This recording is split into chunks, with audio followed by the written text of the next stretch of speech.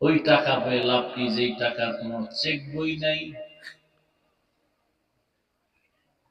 ওই বিল্ডিং এর বাহাদুরি করে লাভ কি, যে বিল্ডিং হারাম টাকায় উঠছে, বিল্ডিং তো আমার টাকার না। আল্লাহ রসুল বলেন আল্লাহকে বেজার করা যাবে না, দুনিয়ার সকলকেই বেজার করো।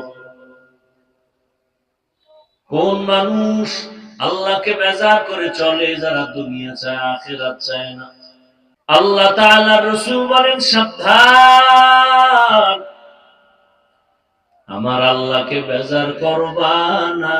দুনিয়ার সবাই বেজার হলেও কোনো দুঃখ নাই, কারণ ওই দুনিয়াওয়ালা নিজের খবর রাখতে পারে না, নিজের পেরেশানি, নিজের শান্তি, ঘর সন্তানের মন রক্ষা করতে পারে না, তাদের পেরেশানি সামাল দিতে পারে না।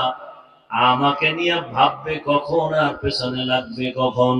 আর আমার সাথে যদি আমার আল্লাহ থাকেন, দুনিয়ার কেউ না থাকলেও আমি হব মুকুটহীন সম্রাট।